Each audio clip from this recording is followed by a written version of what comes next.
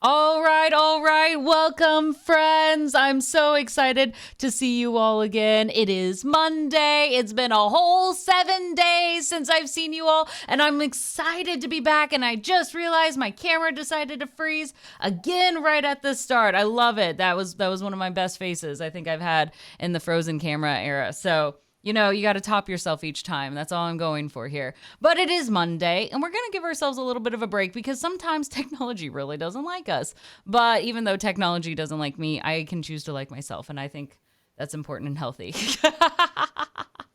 Hi, good girl Jen with the raid. Thank you for coming in. I love seeing so many wonderful community members joining us this evening. Wherever you are on the East Coast, it's evening. On the West Coast, you might just be getting off of work, or wherever you are, we appreciate you tuning in because this is a place where we get to meet wonderful individuals, where we get to share stories, where we get to connect with other people in the gaming space. And ultimately, that's so important for us to do because it's easy. It's so easy to get stuck into our small community.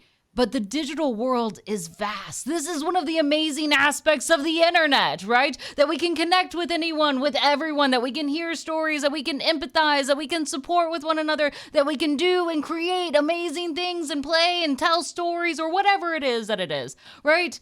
There's so much. And here is one of those spaces on the Gamers channel on Pink Pixels where we get to broaden our horizons, where we get to hear of new adventures, of new ways that we can be involved and to support others as we advance and grow and evolve this world that we call gaming, right? And we say gaming, but we also know that this is just a space for humans.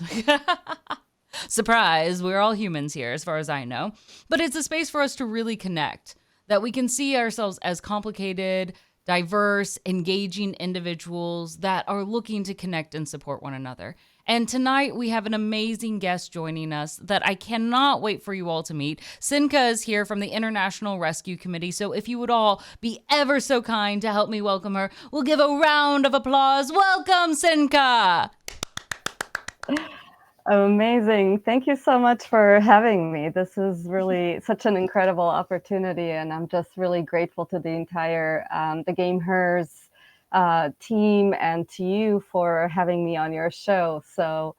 But just as an introduction, my name is Senka Filipovic. I do work for the International Rescue Committee, where I'm leading our engagement with the gaming industry and gaming communities to support our humanitarian mission worldwide.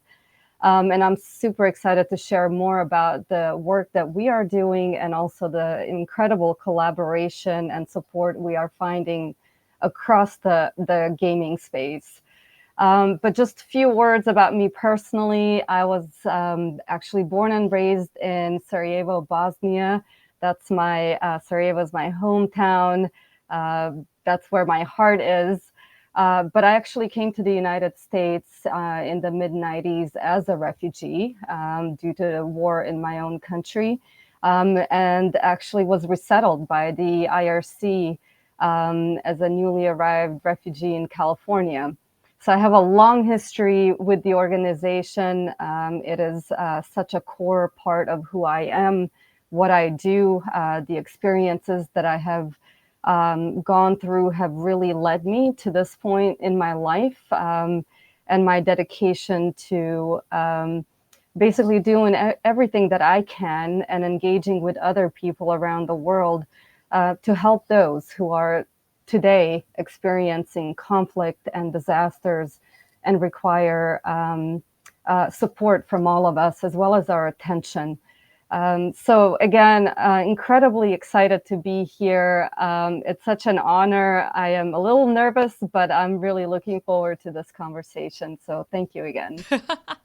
I'm so thrilled that you are here joining us. I cannot wait to dive into all that you do. And I appreciate your openness with like your own background and connection with the IRC. Like, honestly, that's amazing in and of itself to hear about your own journey. And here you are now within leadership, kind of changing things up in your own unique way. I think that's so fun. Tell us a little bit about your specific role with them.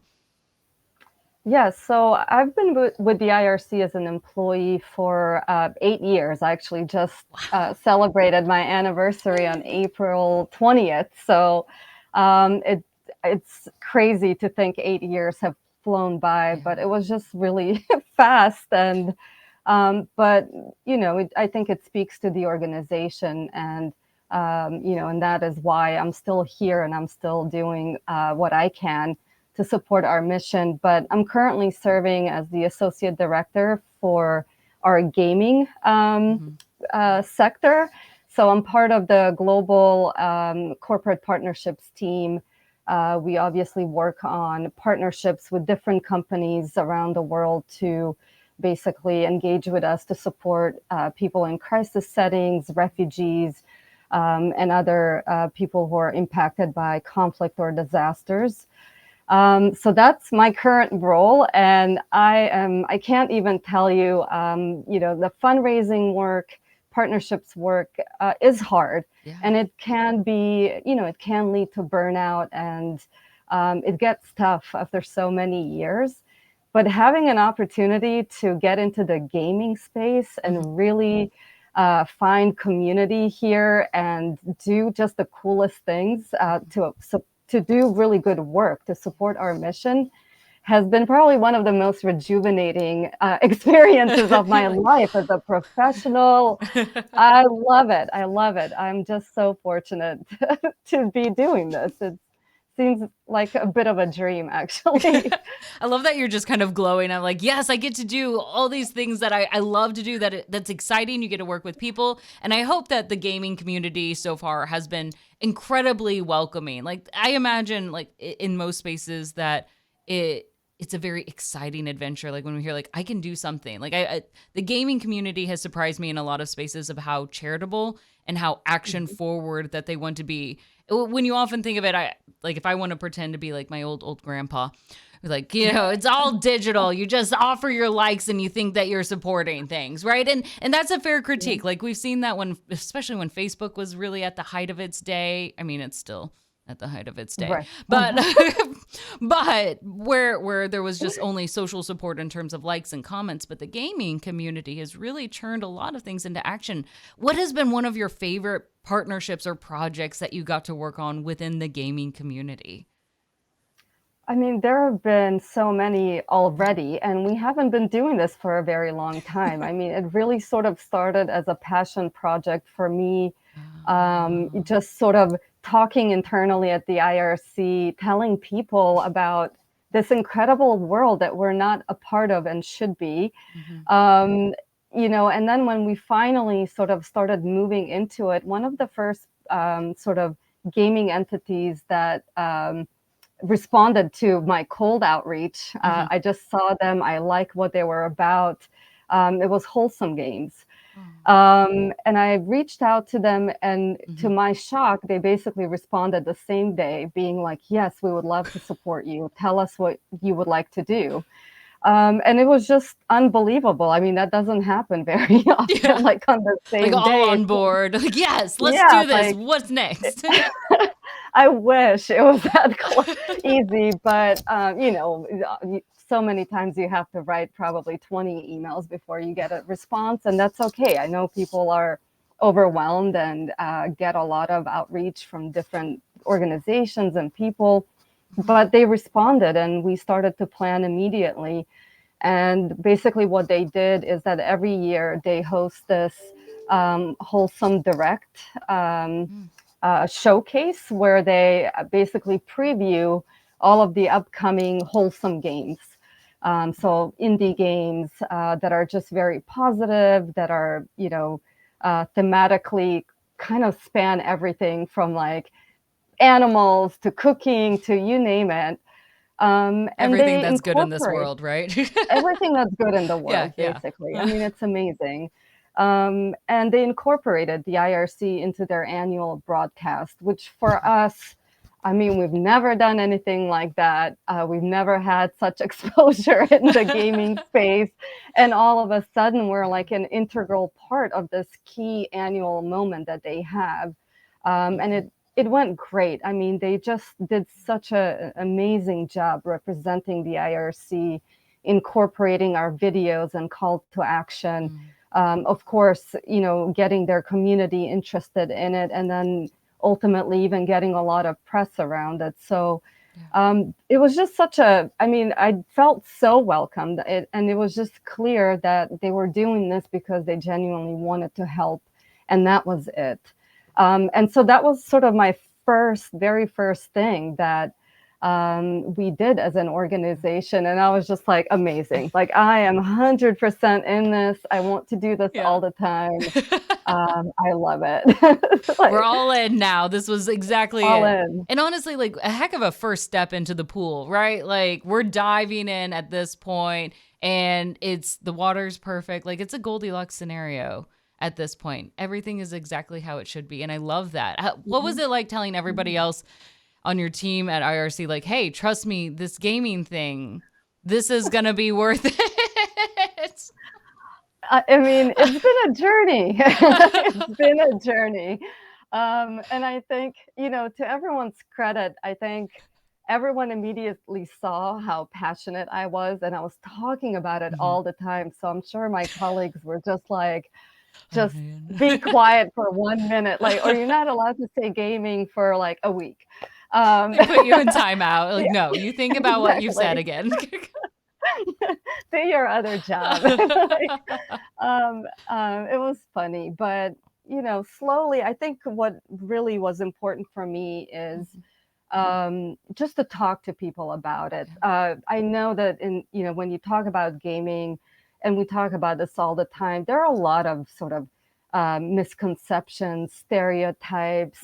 People focus on the negative parts that do emerge, and they happen. And of course, like with any other industry or community, and those things obviously need to be taken into account, but that's not the whole story. Yes. And so it was really important for me to just slowly start chipping away and just sort of opening everyone's eyes to like what this community and what this industry is all about. And I think it was really great to see those barriers coming down, people deciding, oh, well, maybe you should dedicate a little more time and a little more time and, do your research and, write up. I wrote a lot of white papers and memos. The fun, exciting parts of the job. Yeah, which at the time I was just like, oh my God, like how many of these do I need to do? And will it really get me anywhere? But it did. Yeah. It really did. And somehow, I mean, after all of this, the head of my department, our VP, to be honest, to this day, I don't know exactly what changed her mind, but something resonated, right? I think she finally, I don't know, but, she gave the green light and also helped the rest of the organization and leadership see what the opportunities were, why this was such a great place for the IRC to be. And, that it was opening up an entirely new world for us. So all in all, I have no complaints. Yes, it was a long journey, but it was all worth it. And I'm just so excited, like, to have the whole organization basically being supportive and pretty much like matching me on the excitement level at this point. But that makes a world of difference. Like it's another thing like, yes, this is a partnership. We will do X, Y, and Z, and you provide A, B, and C, and this will work, right? Like it. Yep. Especially with an organization like yours, there's a lot of heart that's behind it. I imagine, I can see, of course, in the way that you speak and the excitement and energy you showcase, but also with any of your peers at IRC, that there's some roots of really caring about the mission, the work that you all do, and wanting others to feel excited about the success, the victories, the wins that can happen when you all have the support that you need to make those things happen. Absolutely. I mean, that is integral to our organization. I mean, I don't think a person at the IRC that's not driven by our mission and isn't, 100% committed to what we're trying to do. I mean, I think, if you look at internally the IRC, you will see that there's a lot of people that work for the organization that Mhm. actually come from displaced backgrounds as refugees, as asylum seekers. I mean, to this Mhm. day, I am constantly meeting other Bosnians across the IRC who, like me, at one Yeah. point experienced conflict. They were displaced, and they found their way to the IRC to try to give back. And it's such an incredible thing to experience. And actually, on that topic, we also have an initiative internally that's called Refugee Voices. Mhm. So it is a group of IRC staff who come from different displacement backgrounds. And what we're trying to do is really leverage our experiences to build a community, to build advocacy, to tell our stories and try Mhm. to dispel myths about Yeah. refugees, try to raise that awareness, try to build welcoming and inclusive communities through, sharing what happened to us and why that is so important. So it's just amazing that there are all of these things happening within the organization to try to uplift the voices of people that went through that. And then also, when you look at our global work, I mean, the IRC works in about 40 countries around the world. And probably about 90% of the staff that work for the IRC come from the communities that we are serving. And that is a very, important piece to this Mhm. whole thing. So, yeah, I mean, you can imagine how driven and committed everybody is. Like, Yeah, just a little connected at yeah. that point, right? But I think that that shares a lot about the organization that so many have found their way back to say, I love what the opportunities or the pathways created from this organization. I want to make sure that those pathways are now open for another person, that we're doing more. And so many have come back. Like for Yeah. example, like of your story, you had tapped into this earlier. How young were you when you first entered into the refugee program? Yeah, so I was actually, well, it's a long story, but I'll keep it short. But basically, I was um, it- 3 days after my 11th birthday. This is in 1992, so I'm aging myself, but it's okay. We're both. Um, the We're good. You're very good. Okay, I'm feeling a little self-conscious. But the war started in my country, and it really just, Yeah. obviously flipped our lives upside down, and just overnight, everything changed for us. And I was living in Sarajevo, that's my hometown, and Sarajevo was under siege, so there was no way to go in and out of the city. We were just, trapped there. And eventually, after months and months and months, my parents were adamant to find a way for me and my brother to at least somehow get out of the city and find Yeah. safety somewhere. And after, a long sort of effort to do that, we actually did get an opportunity. Hmm. So I ended up leaving Sarajevo with my mom and brother on a refugee convoy that was approved to leave the city and make its way down to Croatia. So that was basically the beginning of my refugee experience. Hmm. So we ended up in Croatia.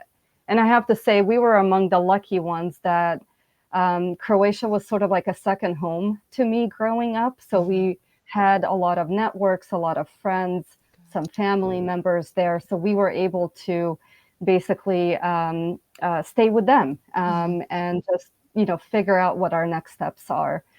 That's And it was living in Croatia for probably about a year or so that, my mom was sort of like, what are the next steps? The war is not ending. We yeah. can't go back home, even if we wanted to. But we also couldn't stay in Croatia. It was getting too complicated. And, we needed to find a new destination.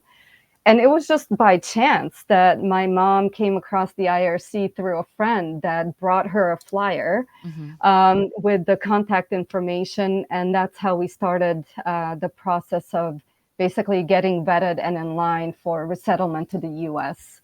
Mhm. So I think I arrived in the US in about 93, 94 when I came to California. Mhm. Wow. So sorry if that was a long No, story, but no, that this is was, we love to hear this. And honestly, I'm so impressed, and I think it's also this sounds also like a very unique experience of refugees and others of similar story, because I'll be honest, like if you were to tell me like what was I doing at age 11 or in 1992, I have no idea. Right? Like I mean, I was fortunate enough, like my yeah, life was not yeah, disrupted, right? I don't have that kind of timeline in which I have to think about what was my childhood like? Where were we at this right. point in time? Like, yeah, we moved homes at one, but like it's like that wasn't like an event of Yeah, any sorts, like nowhere near the kind of experience that you had. yeah. So in this, I'm glad that you shared kind of this process and the details, because that in itself is a very different story than what many of us are able to tell of our own childhood, our own beginning. And so now are you a Californian still at this point? I'm not. I moved to New York, God, Wow, too coast long to ago. coast. Okay. Coast Wait, to coast. here's Yeah, the I real came to question. New York Which for which grad one's school. better? California or New York? Which coast? You're going to I get mean, some I friends came and enemies. I know. I'm torn, Okay. genuinely torn. I left California because I was, I had this like lifelong dream to go to New York. Yeah. And actually, the funny thing is when we first arrived in the US, our first stop was at JFK.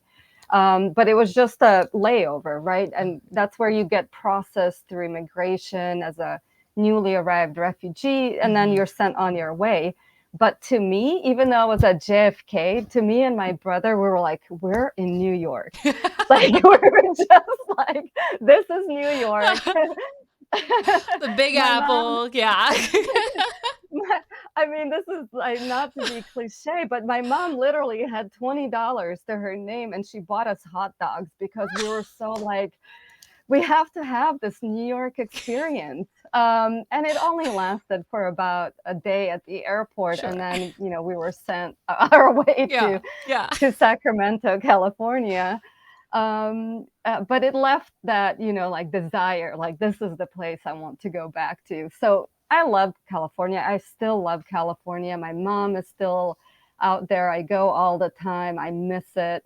Yeah. But New York still has like this, I don't know, this grip on me. I don't know what it is. I do love the city. So Sure. if I ever do leave, it's going to be really hard.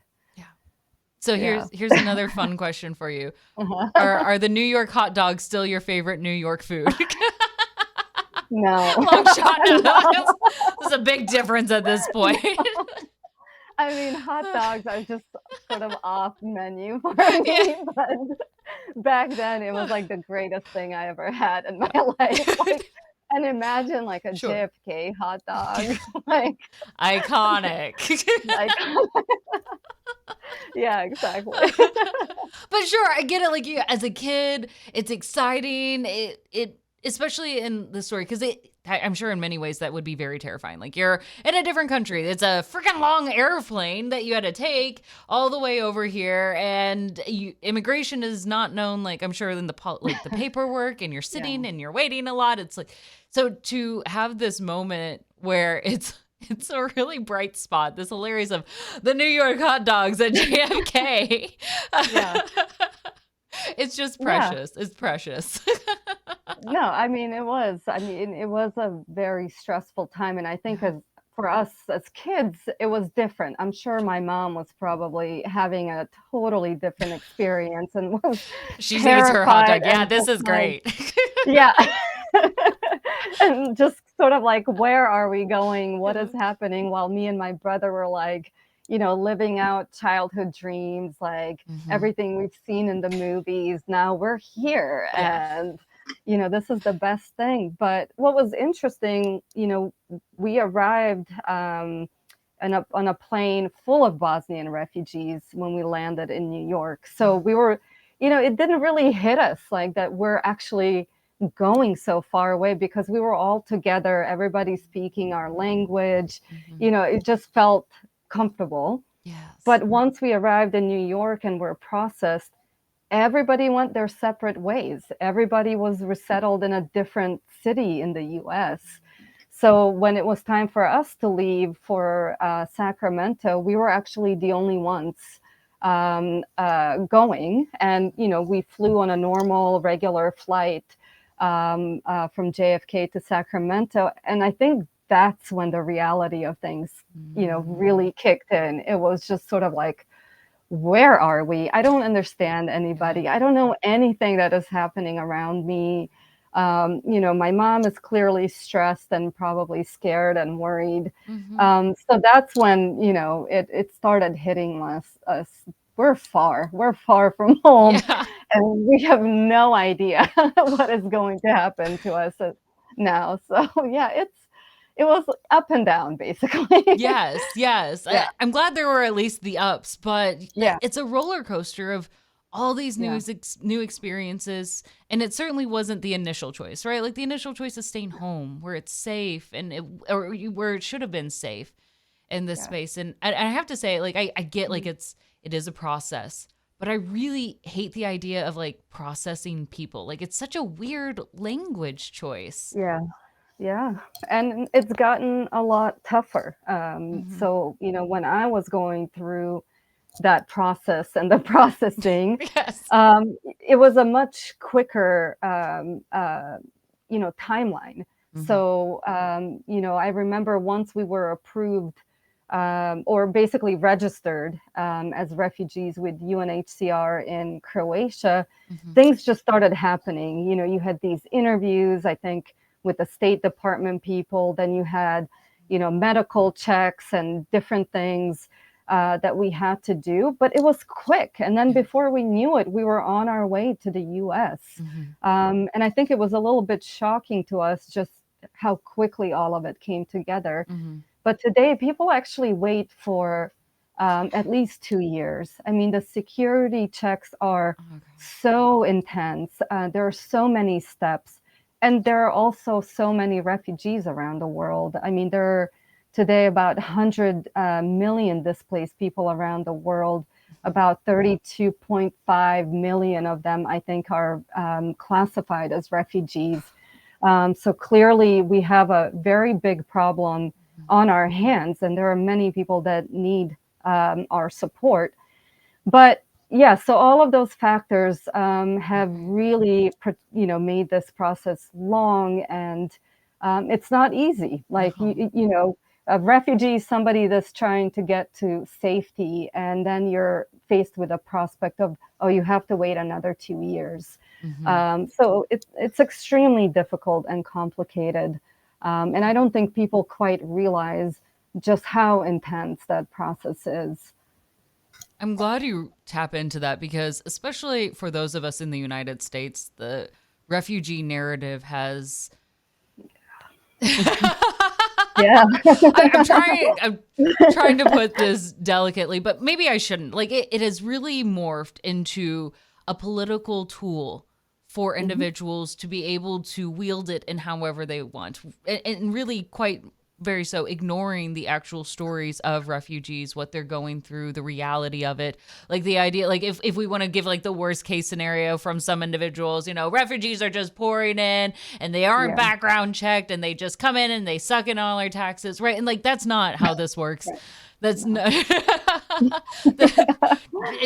Talk to a single person who is a refugee, who works with refugees, right? That's not anywhere near close of the reality of what happens, but it Yeah. certainly comes into play in how people are welcoming, providing resources, or even voting for policies. Because I imagine, especially at your organization, yes, you're working directly with refugees, but you're also Yeah. aware and have to work with the policies of different countries and the Absolutely. legalities of what works and what doesn't. And you mentioned like the 2 year waiting period that I already you had like when you were telling your own story, right, of this disruption of the short-term and long-term plans. Like we don't know Mhm. where we're going to be next week. We don't know Yeah. what about in a year. Like how do you how do you plan for school? How do you start saving money? Like you can't, and then to be in a 2 year limbo once you start applying, in that Yeah. process with the fingers crossed, like the money is so much taken up in temporary spaces, like temporary Hmm. housing. Like it's not the same when you can at least buy a house and start putting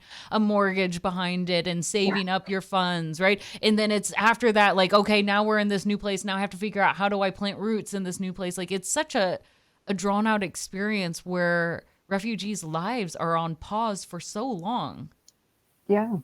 On pause and also often in danger and Yes. facing so many different challenges and barriers and Hmm. obviously safety concerns, Yes. depending on what context you're in, what are you displaced within your own country or in another country, and there are so many intricacies there that Yeah. you're faced with, and but all underlined by this incredible uncertainty, and also often Hmm. family separation. And so it's extremely difficult. And what's really unfortunate is that the issue of refugees has become so politicized Hmm.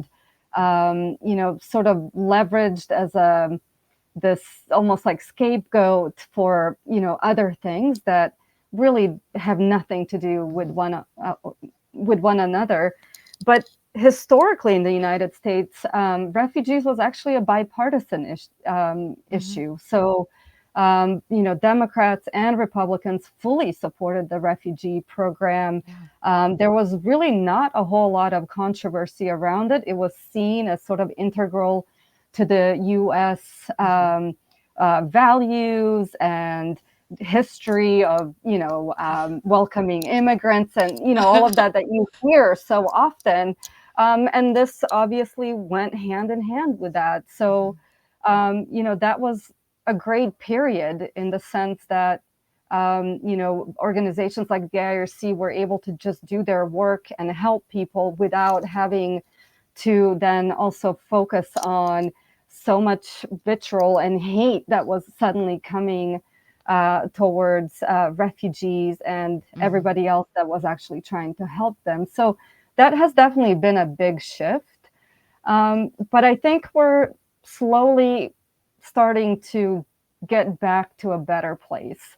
Yeah. And I'm not, I can't say like, oh, all of a sudden everyone's back aligned and everyone's Sure. welcoming. But, it is, I think that's one of the really encouraging things through my work. Hmm. We work with so many companies, their employees, Hmm. their consumers, their audiences. And we see just how actually generous and welcoming people are. Hmm. They align with us, they support us, they put messages on social media, they donate, they volunteer. So I know that there are many, many people out there who are standing with us, who believe in what we're trying to do.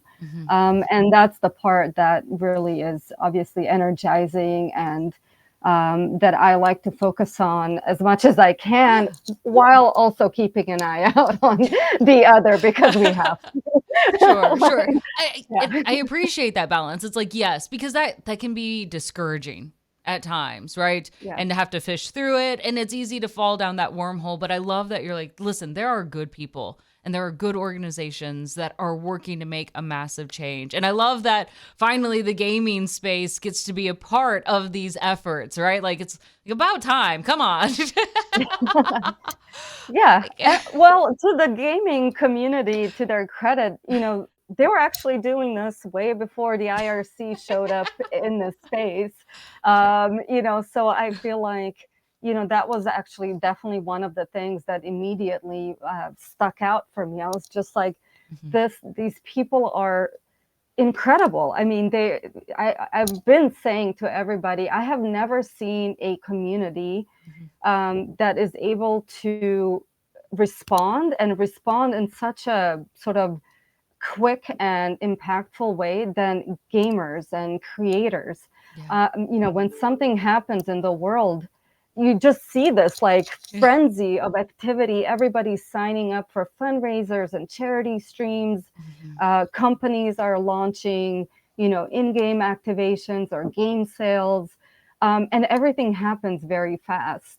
And that, for an organization like the IRC, because we are an emergency responder and we also provide long-term programs, having that incredible outpour of support from the onset of a crisis, it's incredible. I mean, that is what allows us to respond quickly, to adjust as, obviously things on the ground change very rapidly in a crisis situation, and then to also scale up our programming. So to me, this whole time, I have just been so inspired by this community and its ability to just be faster than anyone else, quite frankly, in just being like, we want to do something. This is what we know how to do. Let's get it done. And it's incredible. Yes. It's kind of paired like both of these, like IRC and the gaming is like, let's do something, right? It's very action oriented in this space. And I know you made a nod to this earlier, right? Like gaming isn't perfect. Like no industry, no space is ever perfect. And it is important to recognize, there's some toxic places. Some people really don't know how to hold their tongue when it comes to talking smack, right? Or a variety of spaces that are out there. But there's also a rising population of individuals who connect, who love stories, that love sharing stories, that love supporting, right, individuals and making dreams of making realities of making life really come true within this. And gamers, we love that. Like we play these games that allow us to be who we want to be, and we see others who, and we want to be able to share that and lift them up in that same way of being able to give them that chance to be in the world in the way that they want to be as well. And so an organization like yours is just like a perfect pairing. Well, thank you. I think so. That's the case that was made, right? Like, yes, okay. We're all on board here. But I mean, it's true. Like, that definitely was one of the concerns as we were getting into this space. It's one thing to work with a company because obviously you have a lot more systems in place and contracts, and you agree on certain things. So the risk is, very minimal. And, we know how to navigate those spaces. But when you sort of open it up to an entire community, and where certain things can happen, right? You said like sometimes people will say things that are problematic and something that we wouldn't want to be associated with. So that was weighing on our minds quite a lot. Sure. But it was funny as I was like really digging into the space, and I was talking to different people across the community and industry. I would always bring these concerns up, and they would always laugh and say, every charity has brought the same concerns up. And it's kind of funny, but like they get it. But I felt like every single person assured us that people in this community are by and large driven by, trying to use their passion for something positive. They're not looking to say like, oh, hey, let me engage with the IRC so that I can really like do something terrible to them and their mission. Like that just, it hasn't happened. I don't really see it happening. And I'm not saying that it can't. Obviously, we can't predict stuff like that, but so far the experience has just been overwhelmingly positive. And it's kind of amazing because I think in any other space, I probably would be biting my nails too every time somebody went live and I was like, what are they going to say? Like, it's live. We can't edit it out later. Like we have zero control. But it's kind of nice to just let go and let people use their talents and passions for, in a way that works for them and make something good out of it for an organization like ours. It's been good. It actually provides a very strange level of authenticity as well, right? And it's especially in streams, whatever platform it happens to be on in live situations, is that it gives a chance for dialogue, actual conversations. And that's where we feel connected to the issue, even though my camera just decided to freeze again. There we go. There, now my camera's But connecting, right? But that's yeah. where suddenly people become a lot more interested is because, right, like white papers, right? Or article or whatever it is. Like there's tons of things that we can Yeah. just read about. The information is out there. The stories are out there. Yeah. But it's the platform of allowing it to be so interactive, to feel so real, as if we're all sitting down at a table together and we are having a conversation. That's what makes it feel like I know this. I feel like I understand this person. I can Yeah. trust this person. And the values and topics that they're discussing about, those are going to be ones that I'm going to feel more connected to because I feel connected to them. Yeah, absolutely. And that's been such a great part of all of this. So basically, Yeah. since we started engaging, with gamers and creators, I've pretty much joined, I think, 99% of the charity streams that have supported the IRC. Mm-hmm. And often I just like to watch and see what's happening. They're Yeah. so entertaining. I mean, it's just the best. Like my eyes have been open to so many things. But also just, seeing how each of them represents our work in their own unique way. And it's just been so great to hear how they talk about it, what stories they choose to tell, what videos they Mm-hmm. pick to show to their audience, what activities that they, decide to use as milestones, Mm-hmm. and then make those connections to the IRC's work. I mean, it's just been really cool. And then for me to just come in the chat and say like, hey, everyone, I'm here from the IRC. Thank you so much. And then to see this outpour of love and support, I'm just Like, like, we love this. what Thank is you for dropping happening? by. I know. And I'm like, no, thank you. And, we go back and forth like 5 times of thank yous. And I'm like, no, really, you're doing all the work. I truly appreciate it. But it's great. It is very authentic. And I just love that every single one of the streams is so different and interesting in its own way. Mhm. Yeah, it's really cool. Honestly, it definitely sounds more of like the fun part in fundraising. Yeah. That's why I keep saying this feels like a dream Yeah. because, I mean, I've been a fundraiser for pretty much all of my like professional life. This is what I have done with other organizations. And Mhm. every time, I would leave an organization, I would just be like, that's it. I'm done with fundraising. I'm It's burned out. I exhausting. can't do it. And then I'm like, oh, but this cause I care about. So then I go into it again. But this really is different. Yeah. I'm still very much a fundraiser. I work on partnerships. Mhm. This is driving our mission and our work, so it's critical. Mhm. But the amount of fun I'm having, sometimes I'm also kind of like, is this right? Like, This is like also how work. is Should I this be having? happening to Yeah. me? Wait. Yeah, Not to bash because I know they're great, but I don't like yeah, golf. So like whenever we would host like golf fundraisers, I'd be like, great, it's right. another day to go get sunburned. But when it actually aligns in so many ways, you're like, this is fantastic. Yeah. I mean, it's just sort of how did I get here? I don't know, but I am just very grateful and fortunate. And, I hope it's really something that we continue to grow and build out. And Sure. there's just so much that I would love for us to do. So hopefully this is the start. Like, Yes, yes. No, I hope that it continues on growing because, as you mentioned, like it's fun. It's a great value match. People are excited mhm. about it, and this is something that we want to see continue to grow. I kudos first of all to you because fundraising is not easy at any location, right? At any Right. nonprofit that you're in, fundraising and the process of asking is hard. Of figuring out the events, how much do you Mhm. invest? How much is it estimated that you'll get back out on this? Who do you ask? How do you align with other organizations and the partnerships? Like there's a lot of strategy that has to Yeah. go behind this, and it is exhausting.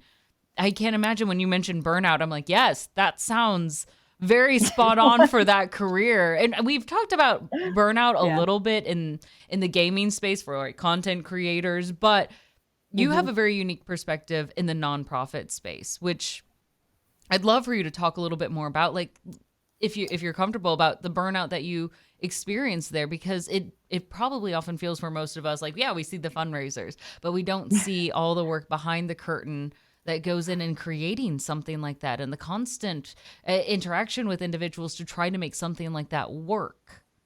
hmm Yeah, I mean, there is a whole other side to fundraising that is, it's necessary, obviously, but I wouldn't say it's that fun. So I'm talking about there is so much administrative stuff that you have to stay on top of to make sure you're compliant, that you're meeting the deliverables, that you are, reporting out exactly on what you agreed upon with your partners. So a lot of contracts, Yeah. grant agreements, cause marketing agreements, a lot of work with legal teams and The fun part. compliance. No, Yeah. no dogging on the And legal team. You're also no, very not, much yeah. needed. Thank you. I love them. I'm very grateful to them because obviously I couldn't do it. And I need them desperately. But yeah, that's the part where you're just sort of like, I don't even know, like, Yeah. how many rounds of editing will we go through until we all Another. agree? And I'm like, I just want to do this. Like, the gamers are waiting. I Yes. can't. I'm Like, imagining like a line of um, gamers, like all, like, we're ready. yeah. But that's one part of it. The other part is that, yeah, I mean, there is, even when you talk about philanthropy and fundraising, that as its own sector obviously has a lot of its own complexities, Right. power dynamics. In the last few years, there has been so many conversations about the state of philanthropy and how we should Mm. do this work moving forward, and how we should change the relationships between funders and NGOs and charities like the IRC. And that is also a constant balance that you have to keep in mind and navigate, and make sure that you're making best decisions, for your organization, for the clients that we're serving. And it's a lot. It's a lot of Mhm. responsibility. It's a lot of expectations. And, with the IRC, unfortunately, we have grown as an organization so much Mhm. over the past decade and more. And the reason why is because there are more humanitarian crises around the world. There are Right. more conflicts, there are more disasters. Climate change is an entirely new factor that is just, um, you know, Displacing just so many. changing.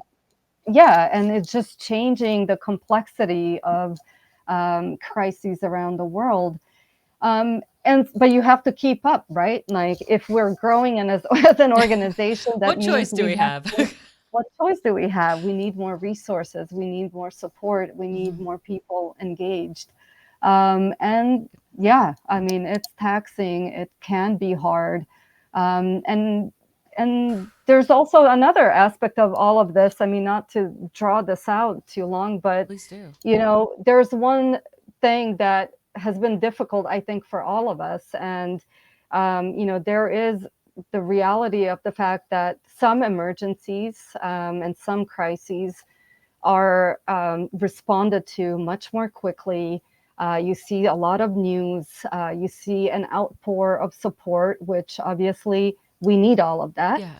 But then on the other hand, you have forgotten emergencies that are happening and have been happening for years. Mhm. And you just don't see that level of engagement, of interest. And I get it. There's a lot happening in the world. We can't expect everyone to respond to everything and pay attention to every single thing. It's Mhm. impossible. Mhm. Um, but sometimes there is that frustration of like, why can't we break through on this? This is happening right now. It's a dire situation, and there's nothing Yeah. in terms of an article or a Yeah. news story or anything. So it's a lot of different things that can, I think, lead to that burnout and just feeling Sure. overwhelmed at some point. Um, Honestly, that but sounds so yeah. frustrating. Like you're like, pay attention to this. I promise that's important, right? Like, Yeah. But it is hard. I mean, I get yes. it. Like, if we were to stay on top of every last thing, like all we would do is read the news and Twitter or whatever, like all day Yes. long. And I mean, I do that anyway. That's just part of my personality. But But but sometimes we have it's cat too videos or much. dog videos instead to help bring us back up. Exactly. Yes. Yeah. But all in all, at the IRC, like I do want to say that Mhm. I think the other huge factor that has carried me through the past 8 years and that still has me so excited about this work is I do have incredible colleagues who I work with, who we support each other, we collaborate, we brainstorm, we look to build those connections across our different sectors. Mhm. So it's exciting, and we sort of like feed on that energy between us. And then also our colleagues that are on the comms team or events or creative, all of this comes together, and that's when like the real fun of fundraising happens. Yeah. Like, that's when you can really make something big and impactful as opposed to just, I don't know, like, Small signing a efforts. grant agreement and that's it. Yeah. Yes, yes. It really produces something. And again, the fundraising, it checks so many boxes, right? Like it's not just funds. Funds are, don't get me wrong, that's a foundation. You have to have Totally. funds as an organization.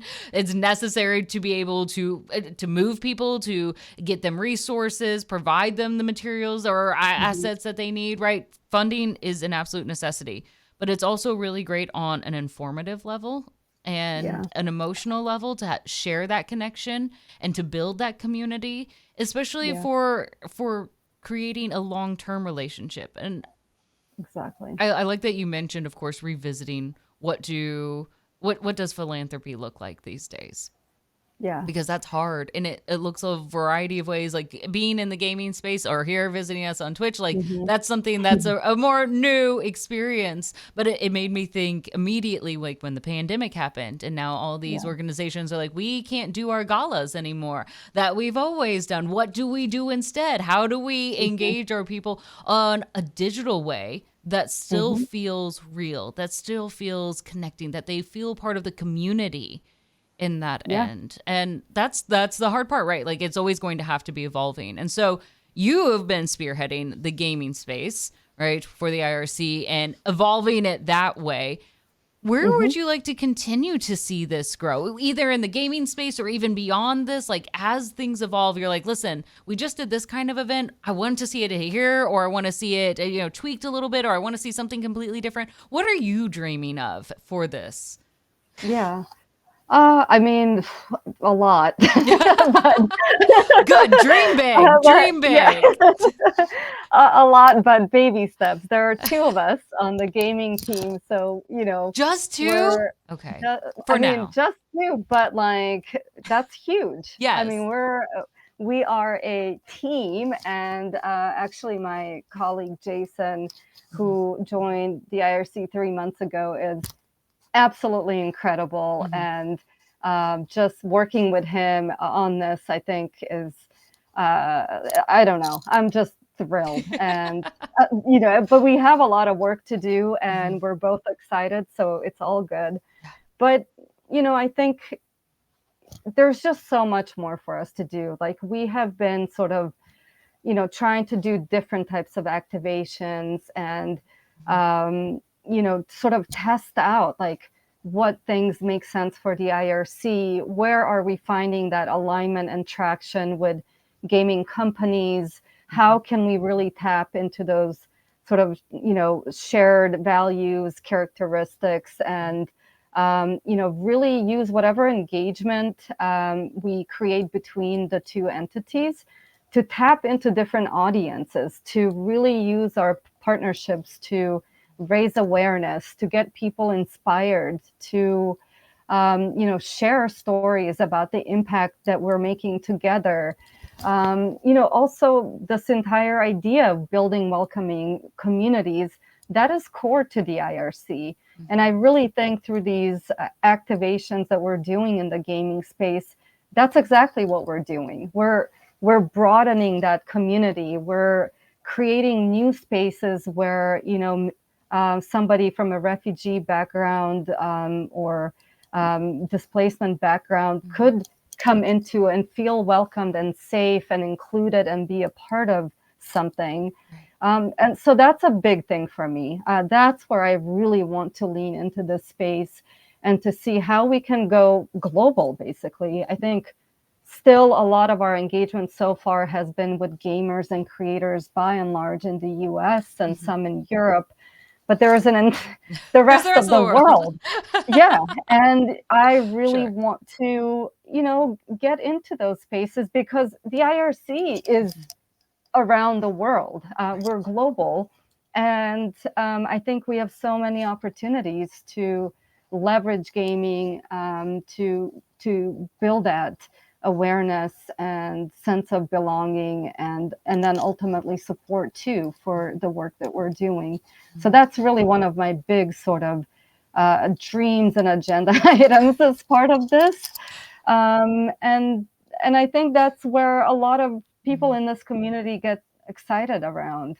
I think it's such an easy and great way to make a difference in your respective society. So yeah, but there's a lot more too that I'd love to do in terms of like fun activations and getting really creative and trying new things, basically. And I love that. I think that's a great idea. Like, as you see this space and the communities that it hosts and the authenticity that is there, like when people come in here and they're in chat and they're supporting and they say thank you a million times, right? Those are the kind of people you're like, listen, let's build a community around the same kind of kindness. Clearly, it can be done on these platforms, whether we're on Twitch or YouTube or on Discord, right? That provides that support on a variety of levels. Like, this is where we can take it there and make sure that we're evolving for where people are at, whether you're a refugee, you're a supporter, or anywhere in between on that aspect, right? To be able to be informed, to hear these stories, to feel connected, and be able to give back in whatever way people can. Yeah, exactly. And I mean, I think people, and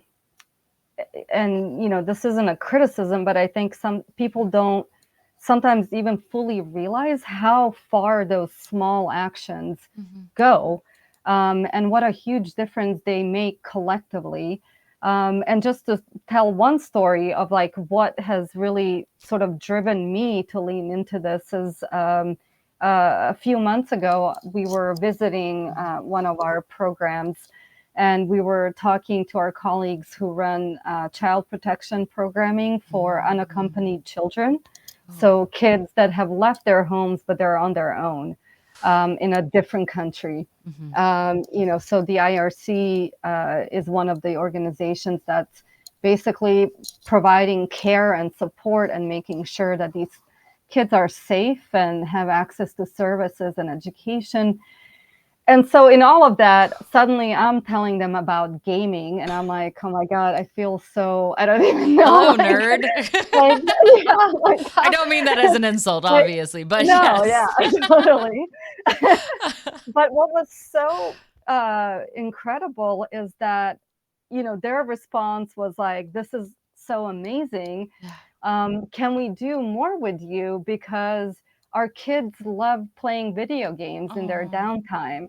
And they actually, I think they had in that place like one Xbox or something that they were sharing. But what they were also doing is through games connecting with kids in all over the world. And that was what became such an incredible thing because you realize that these kids who are in such a difficult situation and are facing so many challenges and uncertainty, they're alone, and they're suddenly finding this online community with kids in Paris or London or Sacramento or whatever through games. And that was just such a powerful moment for me. It was just like, It's this better is than a New it. York hot dog. Exactly. But it is it's a reprieve. It becomes a safe space where they can connect and Yeah. be kids and connect with other Yep. kids, right? Or even young Exactly. adults or whatever, like to have a space where they can have fun. Yeah. Have fun and feel like they're not alone. Yeah. Like they have connections around the world. And, the fact that other kids are, playing with them and being welcoming, like that goes a long way. Yeah. And that's something that I want to really tap into a lot more. I think that's beautiful, and I can't be the only one like, oh, that's so sweet. Don't make me cry right now. Because it is, but it's such a simple thing that for so many of us in this gaming space that we know, like, oh, we turn on our PC, right? We're playing a game. We're automatically connected with our friends. So we understand how important it is, but to see how it can have an even greater impact, especially for Hmm. those whose lives are disrupted. I'm saying disrupted. I don't know if I have a better word for it, so feel free to correct me. But it just feels like it's not stable, or it It doesn't is. Yeah, feel it's not. as predictable. Perhaps is the right choice to Yeah. give it a little bit more neutral language, if you will. But it's so important to have at least one area where you can I kind of like where it's like it's nice to be able to have a place to hang your hat. It's nice to have Hmm. a place where like it's home. It feels like home, where you have your Absolutely. friends, you can be open, you can have real conversations, and you can be silly. Like you can be all of that in this space. And that's Yeah. so important to be able to provide it no matter where you are or what part of Exactly. your life that you're in or whatever else is going on outside in the world. Yeah, and I mean that's core to the IRC's mission. I mean, one of our big programs clearly is around protection, education. Mm-hmm. Refugee kids are highly vulnerable, and are faced with so many different challenges because of the experience that Mm-hmm. they went through originally. Then the experience of displacement and uncertainty, whether they're living in a refugee camp or Mm-hmm. in an urban setting. But either way, you're basically, you don't have control over your life. You don't know what is going to happen to you. And you also don't have access to some of the most basic things. Often, education is one of the first things that goes out the window in a crisis setting or displacement. So, for the IRC, one of our key priorities is that even in emergencies, we want to provide education and we want to provide safe places. We want kids to have at least that one place that they can go to just be themselves, to just connect with other kids, be safe. It goes such a long way in terms of their social emotional well-being, their Yeah. future development. So, and that's great that those places are, they're physical spaces, Mm-hmm. and the kids are together. But we can do that in the digital world too. And even just hearing that one story, I was like, that is it. Like, these kids have a new outlet now where they Mm-hmm. can build community and, just take a break from everything that's going on, play some games, talk to some kids, and Mm-hmm. just enjoy themselves for a moment. Mm-hmm. And I think that's really important. I think it's not just playing games. It's a lot more than that. Mm-hmm. It is. It's so much more, and a place where you can find belonging. And Yep. it's surprising, especially, I mean, depending on the game, really, it is easy to connect with others, especially when sometimes language isn't a barrier, right? When I play Yeah. Fortnite, half the words I say are not English. I'm making very weird sounds as it's reactions because I die way too quickly. And it's surprising. I have no idea what's going on, but I look adorable with whatever items I have. Right? Like you don't have to Yeah. have those same things to be able to appreciate it. And I think while we haven't had someone, especially at your capacities, who's worked with international and refugee children.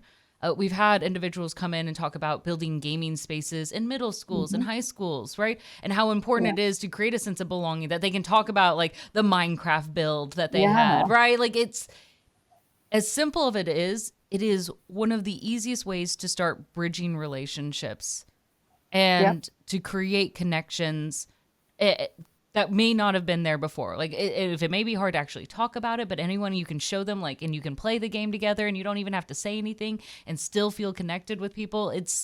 I feel like we now need to get Nintendo Switches for every child. That's what I'm thinking here. I agree. I love that. Everyone gets the Animal Crossing, and you all have your own island, and you can visit everybody. It'll be perfect. No, Absolutely. but it is right when we think of it, and I love that you reiterate this again and again of how important it is that games are more than just games, right?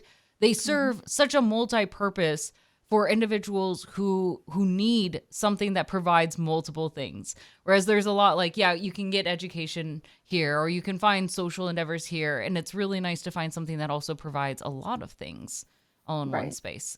And I love that. Yeah, exactly. I mean, for me, as you know, a newly arrived refugee in California, sports was that outlet for me. And I often credit sports for, you know, in some ways, and not to be dramatic, but almost saving my life, because I felt so, you know, out of control and disconnected and scared of just being in a totally foreign place, not speaking the language, not knowing anything at all. But I knew how to, you know, play sports. I knew how to play soccer. I was passionate about basketball. And that like changed my life. Like that's what basically kickstarted my integration process. That, you know, I made friends. I started feeling more confident. You know, but other than sports, I'm not sure that I had access to anything else. I mean, I was lucky that, you know, the gaming sports world was something, different when we were younger too. It was, exactly. I mean, I played, you know, a little game thing on, you know, my school bus, but by myself, basically. Just during the just ride. you and your but Game Boy, and that was it. That's all we had. Exactly. Yes, That's Discord all didn't we even had. exist. You know, AOL was just kicking off, and it came on a CD at this point. Yes. It's not the same thing anymore. It's such a different place, right? Like I remember now talking like my younger nephews, like they're so young. They're like 5 years old and already learning like Minecraft, right? And they're watching YouTube videos and they're sharing it with their friends. I'm like, I don't. No. It's impressive. It's impressive. It's a different world, which just like sports still exist as a great outlet, right? Like it's wonderful, right? But for those that are not athletic, right? It's great to also have additional options. Exactly. Yes. So like, you know, I could be really bad at Animal Crossing, but I can still make friends at Animal Crossing. No one's going to make fun of me because my island doesn't have all the weeds picked. If anything, people are going to come over and help me, but like you desperately need help, right? And that's how you build a community. Like, look at this person. Like my community made fun of me. Like they were helping me all the time. First of all, like they constantly would visit my island without me, and just I'd come back and like there's hundreds of fossils now because I would never do the work for it. I need to visit your island and see what's happening. I'm afraid to go back because I can't deal with the guilt. Like my little Animal Crossing friends were like, "Where are you? It's been 27 days." I'm like, "I'm sorry. I can't deal with that pressure right now." Right? That's me and Duolingo at the moment. Oh no. I keep getting messages every day and I'm just like, at this point I'm embarrassed to go back. Yes. Like, what did I miss? It's weird that you get guilt that way. And well, it's one thing for like the video game characters to do that, but it's a good thing when our video game friends ask. Like when somebody's on Discord like, "Hey, we haven't seen you in a while." Like I praise it. I love it when I see it in my own chat. Like if somebody is absent, they're like, "Hey, we haven't seen you in a while." And I think like to me, that's top tier. Like that shows me we're doing it right as a community. Like, hey, you're normally here. I recognize that you're normally here. So I see you as somebody who belongs here. And when you're gone, something is missing from the group and we miss you. Like that's like one of the perfect things that I love to see. And I think everyone needs that in their own space. And I imagine, and that's where I think like for refugees, that's a hard part of where do you belong? Mm-hmm. Yeah, absolutely. I mean, that is an ongoing question. And honestly, something, I mean, it's been decades since I went through my experience and was a refugee. I mean, I'm a former refugee now for a very long time. But, there's always this sense of, I don't know. You just don't ever know exactly where you belong, because half of me is just so attached to my home country. That is just such a missing part. And I go and visit all the time, but it's not the same when you don't live there anymore. But then the US has become a home too. And so, there's like this, I think, one misconception that I think people have when it comes to refugees and getting somebody to safety is that people often think, oh, well, they're safe now, and that's the end of the story. Yeah. But it's just the start of an entirely new journey that sort of, I think, in a lot of ways goes for your whole lifetime. And I'm not saying that to say that there isn't a happy ending and that, Mhm. getting to that point is so important. But it's not easy. It's a Mhm. long process of, getting comfortable with your new life and trying to figure out how you're going to survive and, build something for yourself. Mhm. But then you also have this sort of lifelong tension between missing home, having a new home, and sort of feeling torn in a lot of ways. And I think that's something that a lot of refugees experience and struggle for years, if not their entire lives. Mhm. So really, like, leaning into like whatever space we can to find that sense of belonging, Right. find that comfort is just it means a lot, and it helps carry through the sort of residual these residual challenges that you inevitably face as somebody who goes through that experience. So very important. Yes, I'm glad you brought that up. It made me realize, I don't know if this is just a US thing. Maybe it is, maybe it isn't, but we are strangely tied to where we're from. Like it's one of the easy, like if I am ever at like at a convention or meeting new Hmm. people, right? One of the easiest icebreaker questions that we hear time and time again is, where are you from? And Right. people will proudly freak out and scream for like, yeah, I'm from Michigan. I have no idea what's special about Michigan. I've been there. I'm sorry if you're from Michigan. I don't know why any of you are that excited. It's nice, but like not freak out nice. But Right. like I'm from Illinois.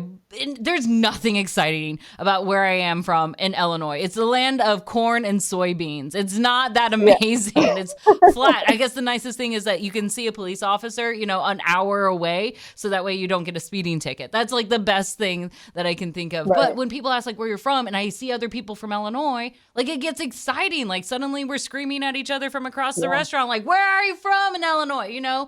It's Yeah. it's a weird part of our identity and learning to understand how it fits within our narrative. Mhm.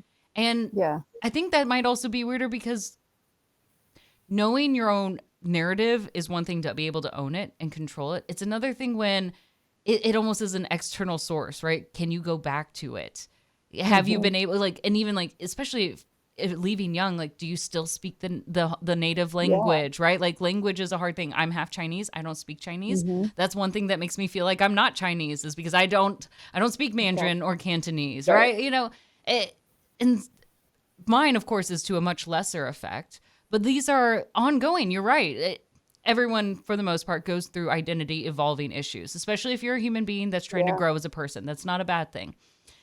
But Right. it's part of being a human as we come to terms with who we are in each moment. And those can be very isolating experiences because not everyone has that. And that can be hard for people to Mhm. relate to.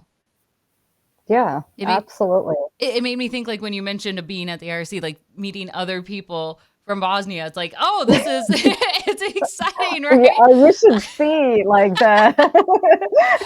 You get the And excited we're connection, like, oh, yeah, you do. and we're generally very loud people. My Sure. partner's always telling me to stop yelling, and I'm like, I'm just trying to tell a story. This is natural. Just let it happen. This is just natural. This is like the tone that we're at all the Yeah. time. But yeah, when we do find each other, I mean, it is just like, Mhm. like it's Yes. just such a celebration, and finding that it just means so much. Like, Hmm. a little piece of home that you find like within your Yes. own organization or somewhere else. I love that. I live for those moments. I love it, but it's And so powerful. Like it speaks to the necessity of relationships.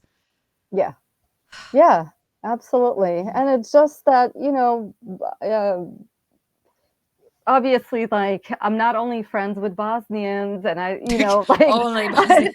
that's not just, Very selective but like process. what, but sometimes it is just nice to go to that like super comforting place. Like, talk to them in a way that like is natural to you, and talk about things that, we've had in common and have shared and experienced, or even talk about just even Mhm. stupid things like, oh, I really want this chocolate from home, or this meal, or whatever we're missing.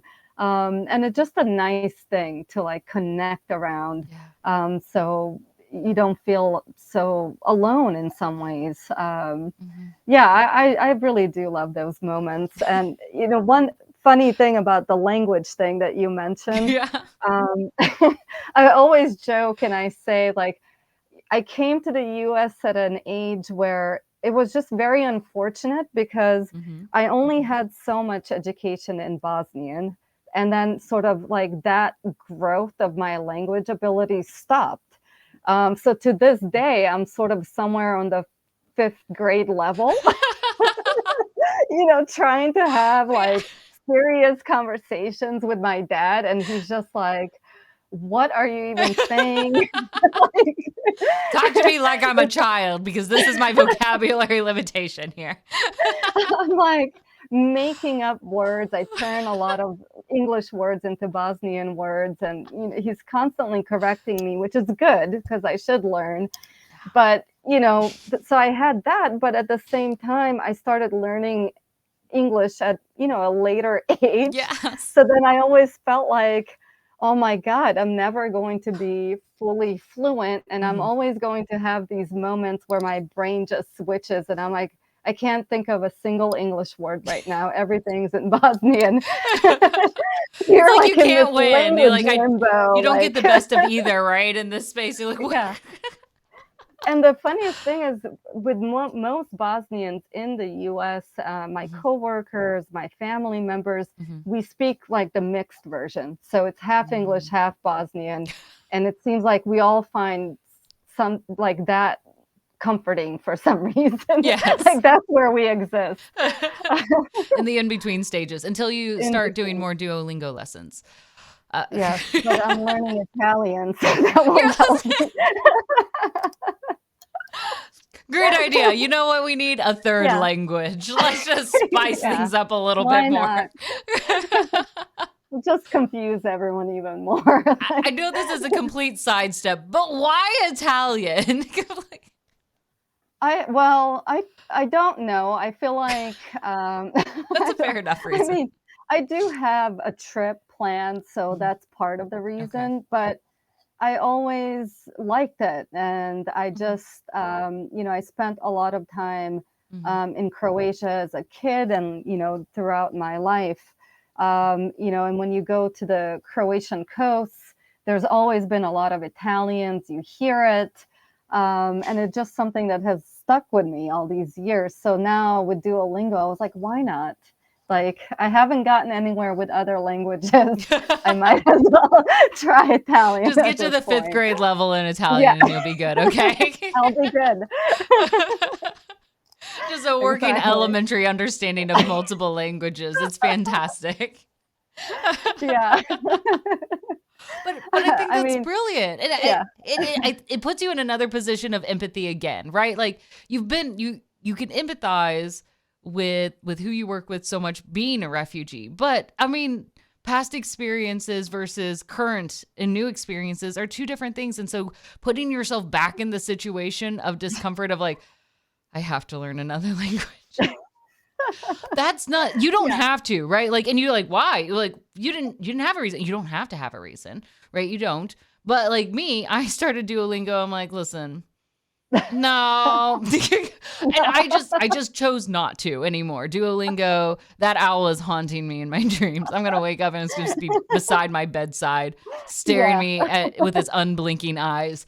It's fine. It's Yeah. fine. But you're choosing to go through and you're revisiting the struggle, the determination it takes to want to learn another language. Because when you're here, I mean, those of us in the United States are not known to be bilingual, much less trilingual. There are amazing individuals. Like I had one friend, she learned 7 languages. She had a knack. Yeah. She probably knows 12 at this point. I don't know.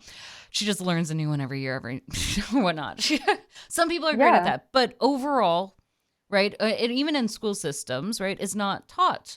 And so being able to empathize with someone who is learning another language is harder, especially for children. Like, I don't understand, or I've never heard this accent before, right? That can be an isolating experience. And so for you to go through this again, now it's making me feel bad. Maybe I should go through it again.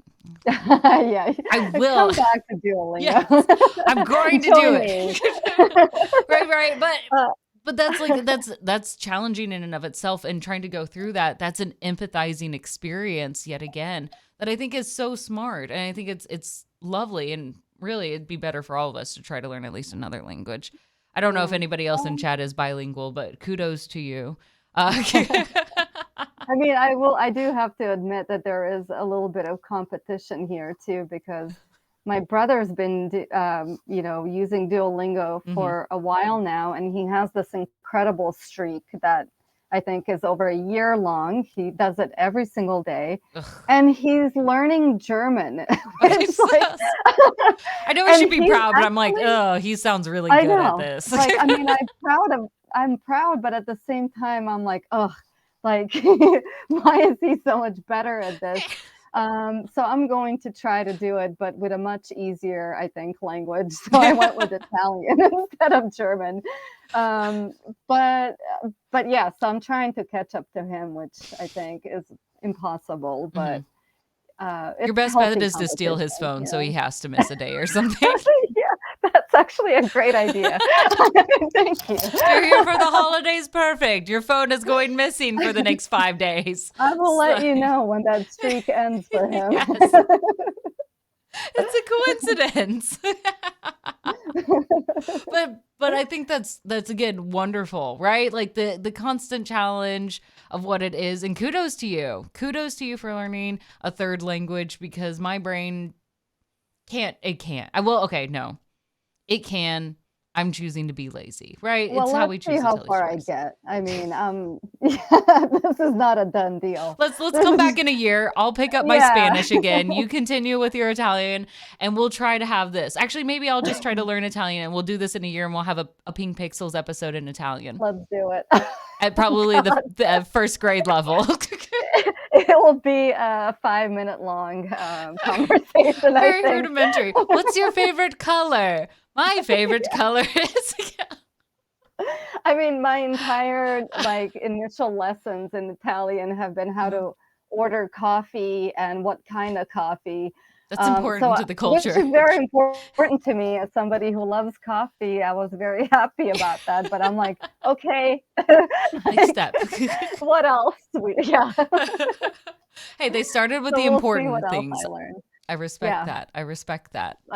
I do too. I was very pleasantly surprised by that topic. I think that's so smart. So you do a lot of the fundraising side.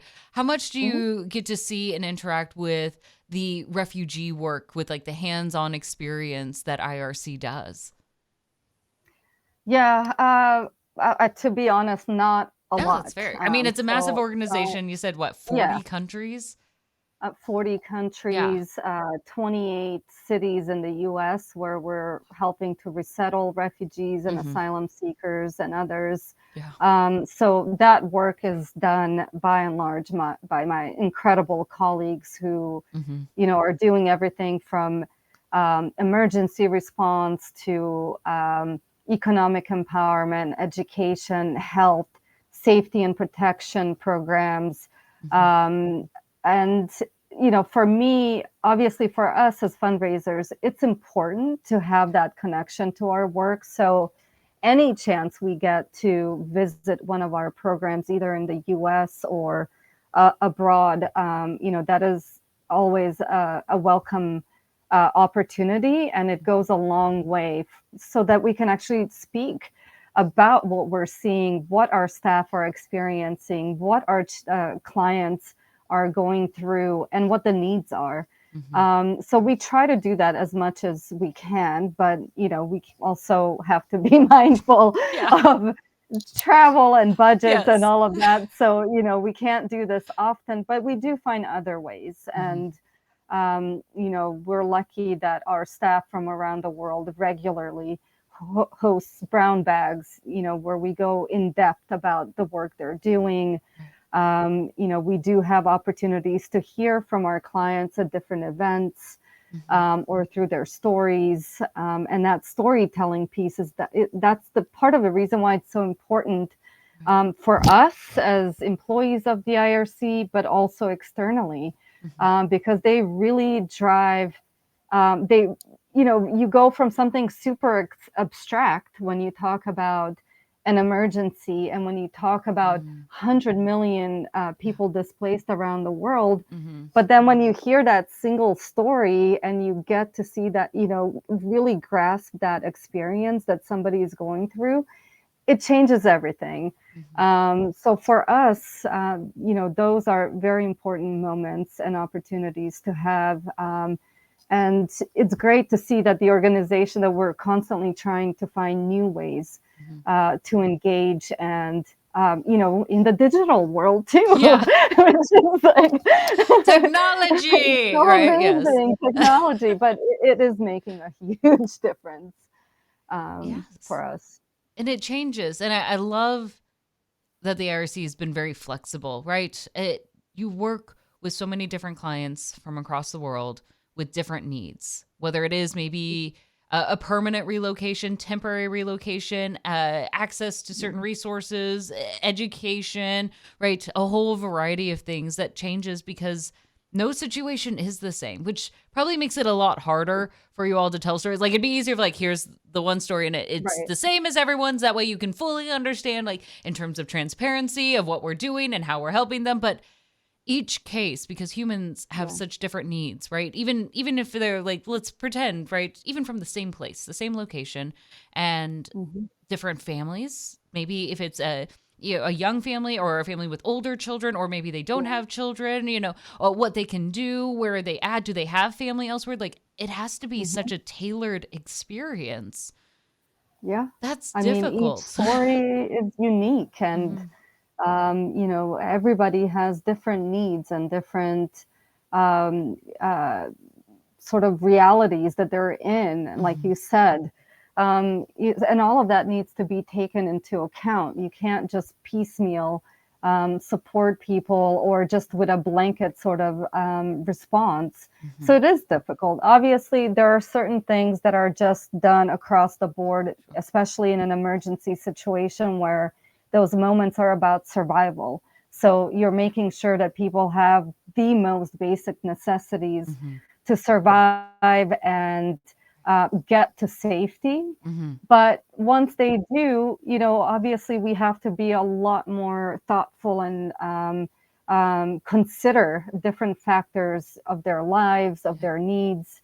And we talk about refugees as sort of like this one big group, but it's definitely not a monolith. Like, everybody in this group is so different, comes from different places, different cultures, different education levels, different, just everything, languages.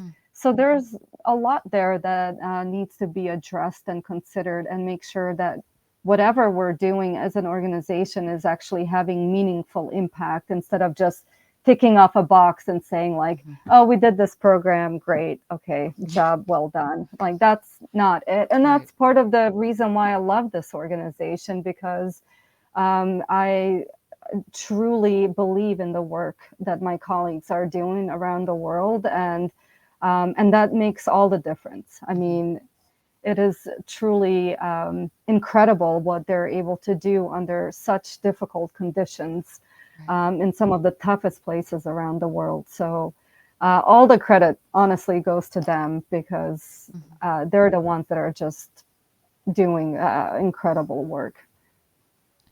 It's such important work. I hear it. Incredible is an excellent way of describing it. Could you remind me again? I thought it was so well said, right? Of how does the IRC define refugee? It doesn't have to be textbook. So like if you like how you Right. described it earlier, like please word for word quote it. No, but Yeah, because I think I mean, some there is a yeah, legal yes, definition. Yeah. yes, but because as you mentioned, like not a monolith, right? Like we're not just one. Uh, you help so many Mhm. different individuals from a variety of places from who speak a variety of language from a variety of causes, and I think a lot of people don't know how diverse those stories can be. Well, what is that general kind of catch all, if you will?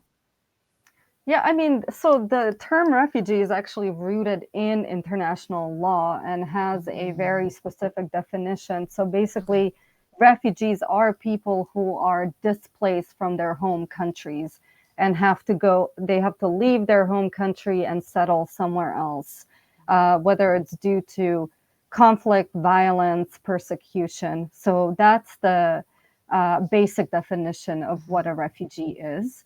And often you will hear conversations about what defines a refugee, what defines an immigrant, what defines an asylum seeker. Mm-hmm. It's, of course, there's legitimacy to that. As a refugee, you're considered a protected group under the international law. You're entitled to certain protections and Mm-hmm. opportunities to find safety in another place. Similarly, like asylum seekers. So there is like that legal importance to the term. Mm-hmm. But one thing that I don't like is that people then try to sort of use that against what we're trying to do and say, well, these aren't refugees, these are migrants, so we don't have any responsibility towards them. Mm-hmm. And it gets very messy when obviously you're simply dealing with people who are they're fleeing for a reason. Most people don't leave their home country and everything behind because they just wanted to. Yeah. Something very serious is happening. And we have a responsibility, I think, collectively to help people in those situations. I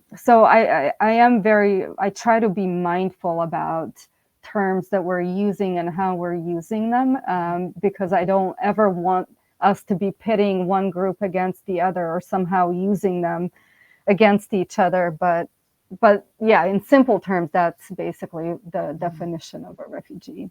And I appreciate you providing that clarity because yes, we've seen that happen in different conversations, and while it is important to kind of see the legal differences and how that plays out, Mhm. especially in terms of policies, what they can get access to, some of the difficulties and paperwork that comes from one versus the other, right? Yeah. But you really get at the root of the cause is that these are people who need help. Yeah. Yeah. I mean, Yeah. it's really simple at the end of the day. Hmm. That's what it comes down to. And that's something that we just need to keep in mind and remind others. Hmm. That's why awareness raising is so critical, because it's easy to get lost in definitions, and you hear something in media or social media that might skew your perception of, oh, who are these people, what do they want. So for us, that's why it's so important to have an entire community of people behind us who are willing to help us get those messages out and really educate the broader public about what we're trying to do and why. Sure. Especially because, I mean, IRC, international organization, but still just a team of individuals, of human beings who only have so much time during the day. It's great if you've activated a community that can talk in those conversations where you're not, that can be tweeting about it because you're not over all of Twitter. Even if Twitter's still going to be around, we have no idea, right? Like Yeah. you're not on every Instagram feed that's out there. Right. So having individuals who can help spread awareness, tell those stories, share what's going on and how people can get involved. Like that's the important thing to be able to, and what role individuals can play in addition to like financially supporting, right? We often think it's easy to say like, I made my donation, I'm done. And that's great. If that's what you can do, that's fantastic. But there can be a really important long-term relationship of advocacy that plays a big role in helping, especially groups like the IRC, to continue the efforts that you all do, I imagine. Yeah, absolutely. And for me, I mean, even through my work with gaming, it's really a long-term investment from my end. I mean, I don't see this as, oh, gaming is suddenly exploding. Everyone's in this space, so let's just swoop in, do something for a year and then get out. Like, that's not it. Like, I want to build that long-term engagement, that I want to build that trust. I want people to learn about us and be comfortable with what we're doing, and know that anything that they do to support us is going to make a difference. So whether it's donating, whether it's, sharing on their social media, volunteering with us, or just, spreading the word across their networks, or even having dinner conversations with their family members about some of these issues, all of that helps. All of that, makes a difference long term. And for me, that's one of my key goals, is to have that long-term connection and engagement with this community. I really believe in it. And I think there's just huge impact that we can have together. I love that. I love that. Yes. And we will. I think there's a bright future ahead in this partnership as it continues, right? I got to ask, why did you okay, so gaming, right? Been reaching out big on charity. What is your connection with gaming? I mean, a good question. So I can't say I am like, a good gamer or, a hardcore gamer, but games have been part of my life for, since I was a kid. And I was actually thinking about this before I came on the show. I was like, where did this all start? But it really did start when I was a kid in Bosnia. My dad, funny enough, traveled to Italy and brought back our first Commodore 64. And that was the first time in my life that I had a chance to play video games. And I was obsessed with it. I mean, my brother and I were just, there was just no end to the amount of games that we could play. And like Paperboy and Ghostbusters, like those were my go-to that I loved. And then from there, it always, I mean, I mentioned even when I first came to the US, one of the first things that my mom did get me, and I asked her for it, was like a little Game Boy, because it just was such a nice little escape for me. When I was stressed, when I just needed a moment to decompress. So I feel like video games have always been a part of my life. I mean, to this day, I like to play my Switch. I like to play other, games or on other systems. I don't know. I think it's fun. I think it's just like such a great way to like escape for a moment, have a good time. And there's so many directions that you can go in. I can play sports. I can play Call of Duty. I can play anything and everything. Like Minecraft. Like I love that there is so much, and I keep going to it. So that was definitely part of the reason why I was like, I really want to do this. Like, I know like there's something here, but it's also something that was like that I felt connected to, like inherently. Take two things that you love and you bring them together and only more good things can come from it, right? Why not? Yeah. Yeah. Yeah. If you can, why not? It, it was a risk you took. I mean, for those of us in the gaming space, we're like, yes, this is smart, zero risk. We're going to be definitely all here for you, right? But especially coming into it, that can be, it's intimidate. Where do you begin? Who do you reach out to? What does this even look like? How do I tell other people about this gaming space? Like, I still have trouble Yeah. describing what Twitch is to like my, Right. like, yes, I'm on, you can watch me on a I think screen. I did that today. Yeah, In a meeting. I talked Yes. about what is Twitch. Yes. It's a weird thing to have to describe and then to get Yeah. everyone on board to understand what's going on and how this is going to play out. Like it's uncharted territory in many ways, but that makes it exciting. And that also means you get to really carve your own brand new path. Now, for people that want to still like keep involved and get to know, remind me, what is the IRC's website? Is it as simple as rescue.org? What was that again? Rescue.org. Rescue.org. Is our website. Yeah. Perfect. All right. That's super simple. And we're on all of the social media like Twitter, Facebook, Instagram. We're new on TikTok and it's been great. So I'm very excited about that. TikTok for all the young ones out there. The other day I used the phrase lost in the sauce, and I had a friend on who is part of Generation Z, and he's like, that's not, you didn't use it in the right context at all. I was like, I'm trying to talk to the youths. I'm sorry. Yeah. I don't know. Like, that's the language I'm learning right now. So am I, actually. It's so just to baffling. be clear. Oh, I don't understand And it then all. when I say it, I'm like, oh my God, they're like, I'm mortified, but Yes. but yeah, I gotta do it. Yes. Somebody, I don't know if they were messing with me too at the problem. Like, was it, I think it was a student, like, you're the goat with the cherry on top. I'm like, those are two combinations. I get them separately, but why did you put them together? Because it sounds awful. I don't understand. So we all have our own challenges, but, Yeah. I think this is really everyone. If you haven't already, Jaws, thank you for putting rescue.org. It's pinned in the chat as well for the link. Make sure you go check them out on the website. I remember checking earlier for this. Like all the socials are linked there too. So that way you can easily find them. Make sure that you're giving support, at least giving a follow, right? Start with that initial action. One, it helps boost on that numbers. It tells these platforms that this is an organization worth following. So it prompts it as more suggestions. And then you don't have to search for their content from then on out. It will come to your page. It makes it so much easier. They're on the TikToks. Mom, Dad, I know you're watching. You're not on TikTok, but you're on Facebook. So make sure they tune in every now.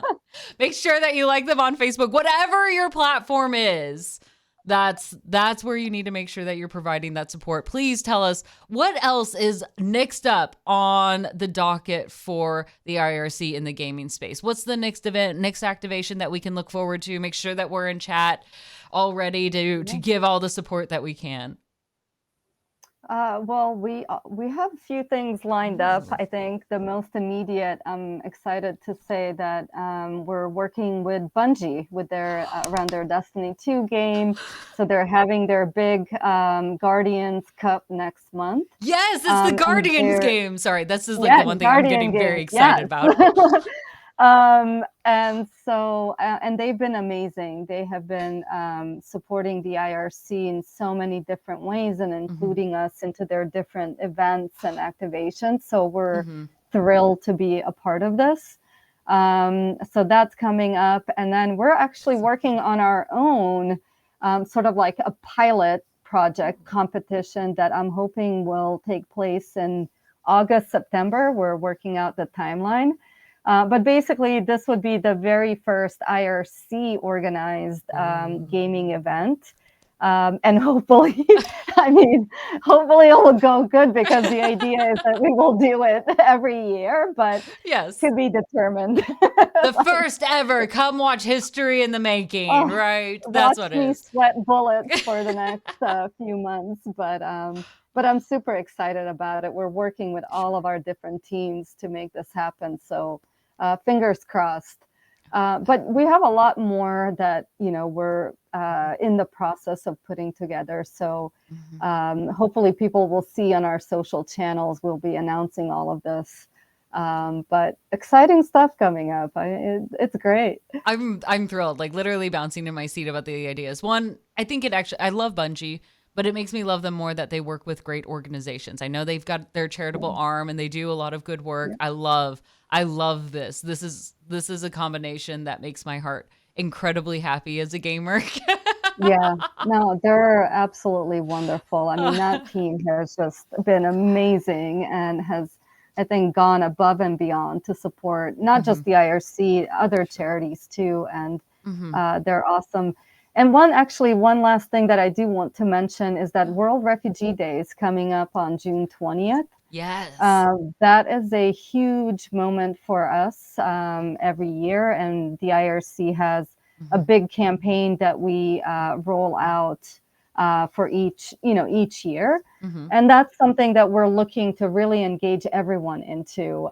It is an awareness raising moment, hmm so sharing on social, spreading the word in your networks, hmm that would go a long way for us in that moment. So for your audience out there, please keep in mind June 20th, World Refugee Day.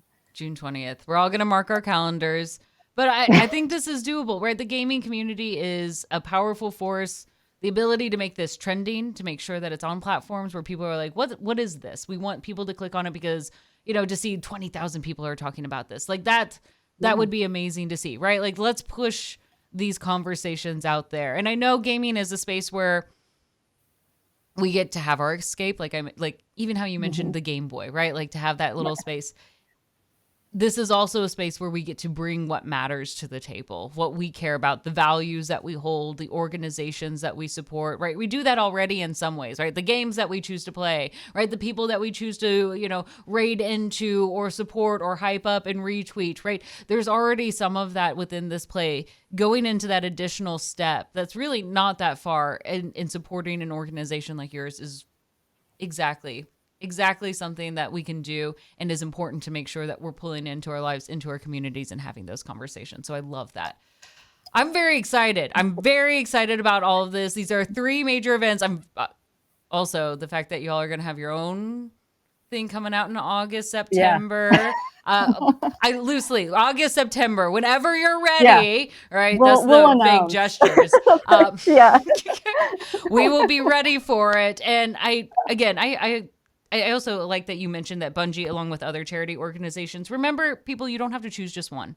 You Yeah. can you can support multiple organizations that that carry out your values the way that you want to see the world. You want to help people. You can do that in multiple ways. It's not a competition.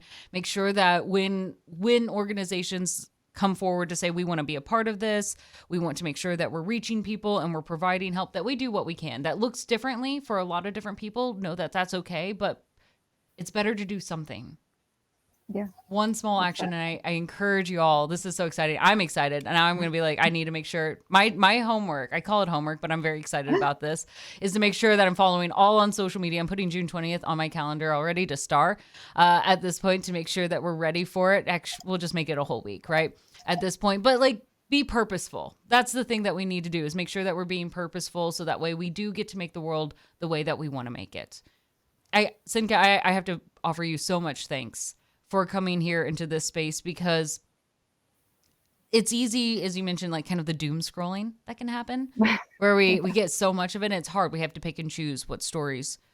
But this is an organization that has done such a great job of, especially just hearing you talk about this, of giving us, in what situations can be very dark, that may seem very bleak or discouraging, to give a beacon of hope that we can help others to find safe spaces, to find a community, to have the support and access to resources that they need, whereas on their own or where they are, they may not be able to access that. So I love this and what you've shared with us today, and bringing forth and offering us a little more, not just authenticity, but vulnerability with the stories and the work that you do at the IRC. So thank you so much for this. No, thank you. I truly appreciate this conversation and just having me on. It just means a lot. And to the Game Hers team, just for being so incredibly supportive to us. for a while now. So I just want to express a big thanks from me and all of us at the IRC. And thank you for this conversation.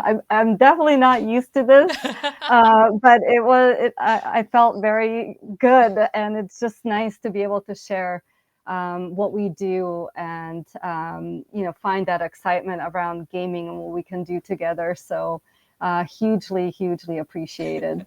The first of many more to come. It is very easy for me to believe that we'll be seeing a lot more of you on Twitch, and I'm very excited about this. Oh, I'm scared, but I hope so.